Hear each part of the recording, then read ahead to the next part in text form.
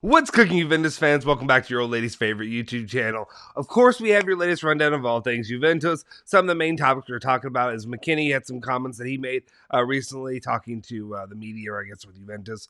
Then we have a update on the Vlahovic situation. Soule, we need to talk about him. And then, of course, Bernardeschi and his situation in the renewal process as well. Stick with us. We'll fill you in now.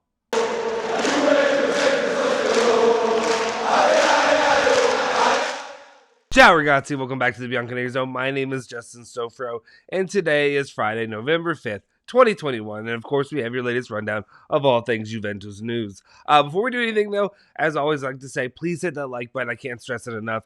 Hitting that like button if you're watching our videos really helps us in the algorithm and helps our channel grow to reach more Juventus fans overall and guys that we really can bring in and join us on the channel. So we appreciate you guys doing that. Make sure you hit that subscribe button as well as hitting that bell icon to stay notified for all of our latest videos. Thank you for doing that now. Let's just go ahead and jump into it. What do we have for you for the news today? First off, we're going to start off with a story regarding Bernardeschi. I don't know why I couldn't get Bernardeschi out there.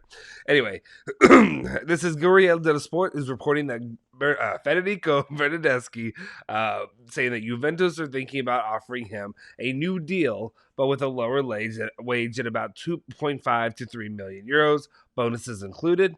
However, at the moment, Fede is not open to accepting this offer. I don't. What do you want me to say? I know like I said, I know it's a very split fan base when it comes to Federico Bernardeschi. There are people championing him that I don't fully understand. I don't dislike Bernardeschi. I like Bernardeschi. You know, I'm an Italian shill for the players that are Italian national team players. But what has he really offered to the team overall in the last however so long? Not a lot, I'll be honest. Yeah, he had a fine game against Zenit. Again, I know people are gonna crush me. Zenit. It's in it, okay? But then after that, what has he really done to really contribute anything meaningful when it comes to goals, all that? I feel like if he wants to stay with Juventus, I think the 2.5 to 3 million euro bonuses included deal is sufficient. That's what Juventus should do, and they should not waver from that. If he demands more, if he whatever, there you go. There's the door, sir. Wish you best of luck. We move on. You know, that's just my personal opinions. I understand there's lots of people who do believe in Bernardeschi. You see, we did a poll on our site or our channel that literally was like renew Bernardeschi or not, and it was like 51-49%. It was like right there on the line. It was crazy. Anyway, that's the situation as it stands right now. If he's not open to offering to that offer, so be it. Then we can move on to McKennie and some of the comments he made with NBS Sport. That's what it was. And he said, I struggled a bit trying to find a balance when I arrived, for the simple fact that Italian football is a different culture, has a different culture, and Juve is not like the other teams. Everyone expects you to win, and if you can't, you don't accept it. When I arrived here, they were saying, hey, what are you doing, kid? You laugh, joke, and listen to music. But yesterday we lost. I've learned to choose the right times to let my personality out and when to contain it, but always remaining myself. Honestly, this is something that, like, that second part, I don't think that culture is not the Italian culture thing. People may argue that with me. I think that's a sport culture in general. You do that here in the United States, and people see you happy or doing anything positive the day after you lost a game. No, they're not going to be happy. They're going to be pissed. They're going to be like, why is he not sulking? Why is he not in training, working 110% to get better? I should see a straight face all the time. No happiness whatsoever, all that. It's not rational to ask that of players that are young kids that are playing a sport, but also they have lives. This is their job.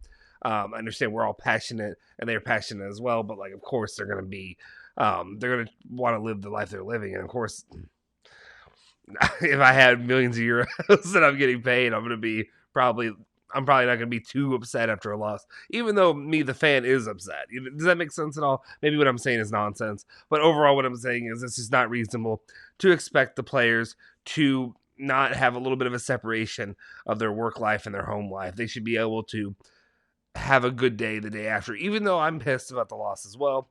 I get it, especially in the recent weeks, really, that Juventus has really started there.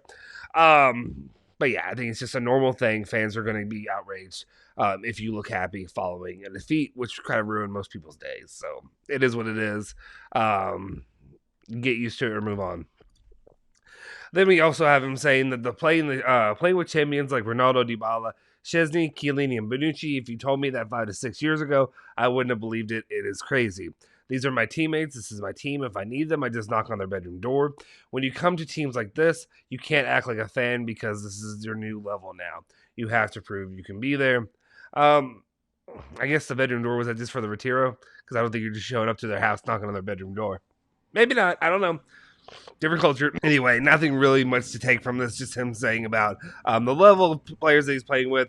Really cool. Obviously, nice to hear players when they come to Juventus talk up Juventus, talk up the talent they have, the history that's there, all that. Regardless of what people may think of Weston McKennie right now, which has honestly fluctuated back and forth. Now it's a bit up higher than it was. So we'll see where it goes in the coming week. Let's move on to this next topic that we have here, and that is Tudo Sports reporting about signing players is now going to be more difficult with the 2021 summer window. Should have been the last one of the Decreto Crescita, or I tried. Let's see.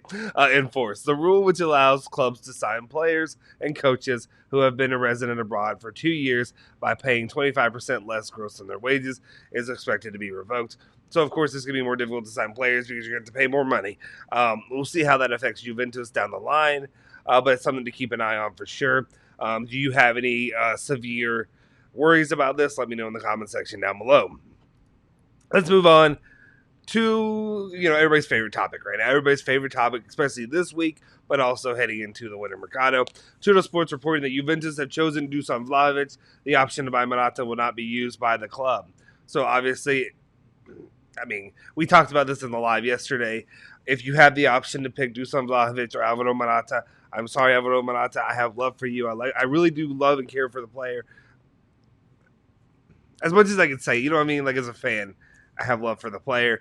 But at the same time, if you have the option like Dusan Vlahovic, he is looking to be what people actually think of when he also comparable to De Ligt, an actual generational talent. And that could be something that really Juventus, if you have the option to get, you do not, don't flood that. Don't mess this up. You get him and you go after him. Sorry, Morata. Second part of that also is Nicolo Schira saying despite the attempts of Fiorentina to sell Dusan Vlahovic to the Premier League and the head of the forward and his agent, the preference is still Juventus. Juve have offered a 5-year contract at €6 million per season, or per year, I guess. That's some good news. We talked about it yesterday. We were worried because we didn't really know, and I'm still going to be a little, I don't want to say pessimistic, but I'm going to hold out a little bit because Locatelli, the signs are all there. I want to see a little bit more signs with Vlahovic. I'm not going to let myself be bought over, if that makes sense as a fan. I'm going to be honest. There is some, I don't want to say passion FC, but you know what I mean. Like, there is some that there where I get bought in, and then next thing I know, he's picking to go somewhere else. But as it seems right now, his agent and himself both want Juventus, which is going to be very instrumental for Juventus down the line. Even if Juventus have to hold out, and if he really wants it that bad, and Juventus will hold out to get him for free or whatever have you long down the line, I don't see that happening. I see Fiorentina coming up for a sale, and hopefully more than likely Fiorentina will actually crack and have to do it again. Sorry, you're going to have to go with another player to Juventus as it stands, Comiso. We'll see. Just keep an eye on that going in the future. And then the final little bit of news I have for you today is regarding about Matthias Soulé.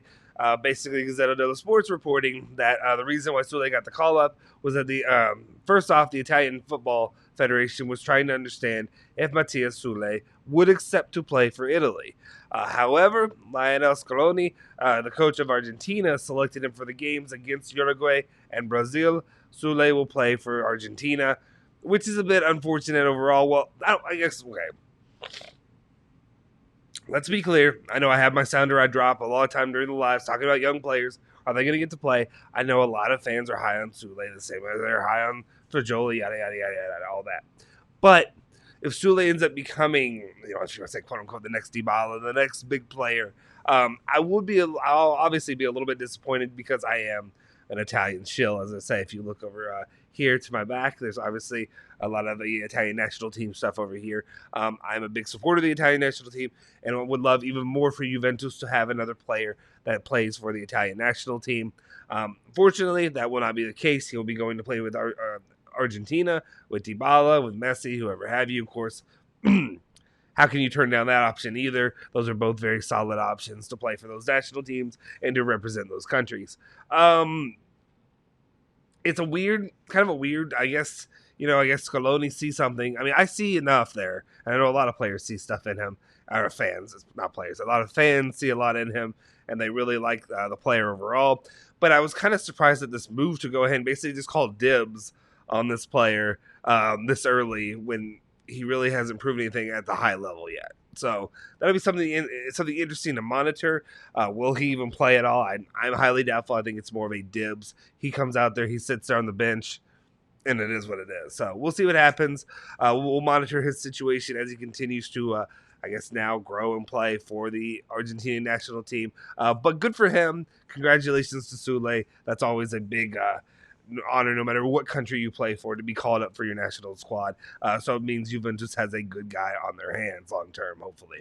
Anyway, that's all the news I really have for you today regarding all things Juventus. Obviously, make sure you tune in for our video later today. I think we might be going over some of the pre-match stuff when it comes to Juventus playing against Fiorentina this weekend. Also, make sure you just tune into regular videos every single day we have here. We drop at least one, really probably 2 videos a day at least. To give you your fill when it comes to Juventus. So we appreciate it. If you haven't already, make sure you hit that like button, hit that subscribe button, and hit that bell icon to stay notified for all of our latest videos. Follow Bianconeri at Bianconeri on Twitter and Instagram. Follow me at Justin Sofer on Twitter, and follow my guys Julian Genotti at Genotti151 and Alejandro Fancello at Alejandro BZ on Twitter as well. Forza Juve, Forza Bianconeri.